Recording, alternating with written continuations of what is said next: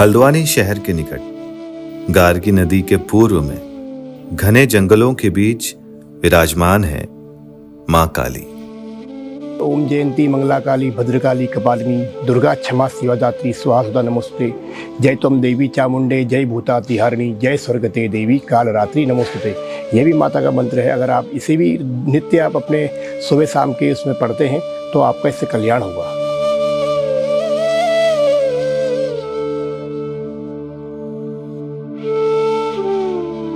असीम प्राकृतिक सुंदरता के मध्य आस्था का वो पावन धाम जिसे कालीचौड़ मंदिर कहा जाता है।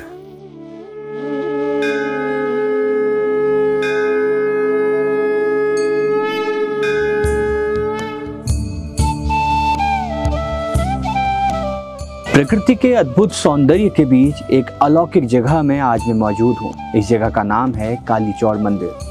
यह जगह आध्यात्मिक गुरुओं के शिक्षा के केंद्र रही है, जिनमें बाबा गुरु गोरखनाथ, सोमवारी बाबा, नानतिन बाबा जैसे संतों ने दीक्षा ली है और अपनी आध्यात्म की शुरुआत की है।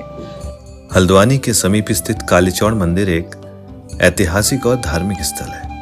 इस मंदिर को मां काली की विशेष कृपा का स्थान माना जाता है और ये लोगों के आस्था और श्रद्धा का प्रमुख केंद्र है। मंदिर की स्थापना से जुड़ी मान्यता के अनुसार लगभग 1930 के दशक में पश्चिम बंगाल के एक भक्त को मां काली ने स्वप्न में दर्शन देकर इस स्थल की जानकारी दी थी। कलकत्ता में बंगाली बाबा जी थे। स्वप्न में माता ने उनको दर्शन दिए थे। तो जो आकृति उनके मस्तिष्क में बनाई थी माता ने, तो उसको सोचते हुए, उसको देखते हुए वो कलकत्ता से चले थे, उत्तराखंड आए।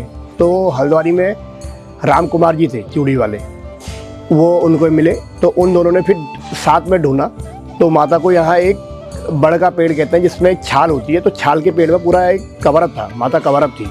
तो उसके अंदर माता को पाया। उसके बाद कहते हैं जो वृक्ष था अपने आप सूख गया था और जो माता का स्वरूप हल्का सा तिरछा था वो अपने आप सीधा हो गया। तो फिर जो आसपास में पूरी खुदाई करी तो जो पौराणिक मंदिर आप देखेंगे, पौराणिक मंदिर में हमारे अवशेष हैं भगवानों के, कुछ अवशेष मिले तो वहाँ उनको भी रखा गया है। और तब से फिर एक माता के ऊपर एक पत्थर बनाया और लगातार पूजा अर्चना तब से होते आ रही है। कालीचौड़ मंदिर तक पहुंचने के लिए खेड़ा सुल्तानपुरी से पैदल मार्ग जाता है। नवरात्रि और शिवरात्रि जैसे विशेष अवसरों पर यहाँ हजारों श्रद्धालु दर्शन के लिए आते हैं। कहा जाता है कि सच्चे मन से की गई प्रार्थना मां काली अवश्य स्वीकार करती हैं और भक्तों की सभी मनोकामनाएं पूर्ण होती हैं। ये पावन स्थल केवल धार्मिक महत्व ही नहीं रखता, बल्कि इसकी आध्यात्मिक ऊर्जा और प्राकृतिक वातावरण इसे एक विशिष्ट तीर्थ स्थल बनाते हैं। यह स्थान प्राचीन काल से ही कई ऋषि मुनियों की तपोस्थली रही है, जहां संत ऋषियों ने कठोर तपस्या कर सिद्धियां प्राप्त की थी। 8वीं शताब्दी में आदि गुरु शंकराचार्य भी इस स्थान पर आए थे।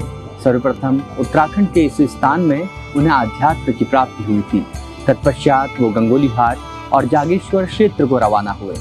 और जैसे कल ये अपने पायड़ बाबा जी हैं जिन्होंने शरीर छोड़ दिया है, उन्होंने भी यहाँ से सिद्धि प्राप्त करी, माता के दर्शन करे। उन्होंने अपनी पुस्तक हिमालय कह रहा है में लिखा भी है, यहाँ के बारे में वर्णन भी किया है कि उन्होंने कैसे माता को यहाँ प्रसन्न किया, अपनी आराधना करी, माता की आराधना करी और कैसे उनको माता ने दर्शन दिए। उन्होंने पूरा लिखा है विस्तार पूर्वक। और फिर हेड़ाखंडी बाबा जी दूसरे वाले हैं, उन्होंने भी सिद्धि प्राप्त यहाँ से करी। और एक सोमगिरी बाबा जी थे, उनका निवास तो मैं नहीं जानता, उन्होंने भी सिद्धि प्राप्त यहाँ से करी। तो ऐसे कई सारे बाबा जी लोग हैं, ऋषि मुनि लोग हैं जिन्होंने सिद्धि प्राप्त यहाँ से करी, माता को साक्षात दर्शन करे। और सिद्धपीठ ये कहलाता है, शक्तिपीठ भी ये है। देवभूमि उत्तराखंड में स्थित ये पवित्र मंदिर भक्तों की आस्था और विश्वास का प्रतीक है। यहाँ की दिव्य ऊर्जा और प्राकृतिक सौंदर्य हर आगंतुक के हृदय को आध्यात्मिक शांति प्रदान करता है। कालीचौड़ मंदिर केवल धार्मिक स्थल ही नहीं, बल्कि देवभूमि की सांस्कृतिक और आध्यात्मिक विरासत का एक महत्वपूर्ण हिस्सा है, जहां आने से आत्मिक शुद्धि और अद्भुत सकारात्मकता की अनुभूति होती है।